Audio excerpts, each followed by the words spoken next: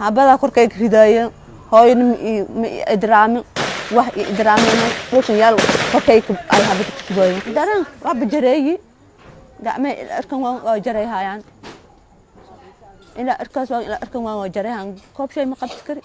قلبي ما قبض كري أفكار لي سارة waxaa baraha bulshada qabsaday hooyo Abayti Cabdi Cali oo gurguranaysa si aysan u haleelin rasaasta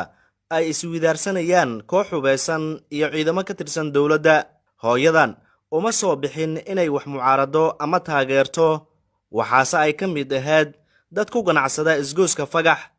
jallaato ay iibiso ayayna nolosha qoyskeeda ku maareysaa, balse maanta waa guri joogto, waxaana ay la jaraynaysaa naxdintii ay ka qaaday rasaastii dusheeda la isku weydaarsanayay. tani waa astaamaha laga dhaxlo colaadaha, waxaana ay shaqo la'aan ee dhigtay hooyo Abayti Cabdi Cali iyo sidoo kale dad kale oo aanay soo qaban kaamirooyinka. waxaana xusid mudan in markaasi tarmuusyadan ay ku shaqaysan jirtay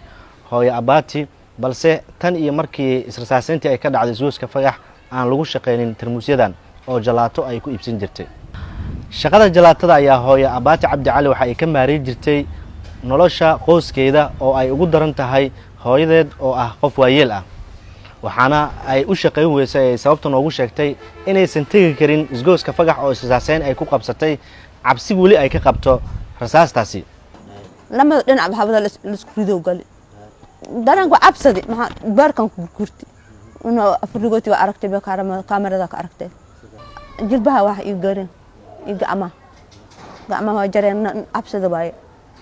waana hay jarees goormo ku bilowday jarees yoonki oo habada aan bilowday hadu aksada jarayaan qoob shay ma qabti kari galas bi ma qabti kari afka lay saara shay afka lay saara alhamdulillah iskarona adiga maxay qaba jirtay halkaas jalaatan gadi jiri jalaatan had awood u mahay halkee gudaysa isgooska Fagax aan guday barnaamijyada ma kamid yahay الله هي الله بنام به مكمت من بنام به به دنت به دن نبكنا جمت بنام به ما قرد يقلي العيال سو غار الله هي الله كل شيء بختي إيقطع كل شيء إسلام ما أركن كل شيء إسلام ما يهون نوام بلاها نبته. hooyo Abayti Cabdi Cali waxa ay diraysaa fariin ku socota mucaarad iyo muxaafad, waxaana ay leedahay